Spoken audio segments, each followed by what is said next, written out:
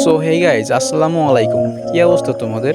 তো এই যে ইউটিউব চ্যানেলটা, এটা হচ্ছে আমার জীবনের ফার্স্ট একটা ইউটিউব চ্যানেল। আর এই ভিডিওটা এই চ্যানেলের ফার্স্ট ভিডিও। তো আগে এই ভিডিওটিতে একটা লাইক দাও। আর আমার এই যে চ্যানেলটা, আমার এই চ্যানেলটাকে একটা বড় পর্যায়ে নেওয়ার আশা আছে, তোমরা যদি সাপোর্ট করো তাহলে।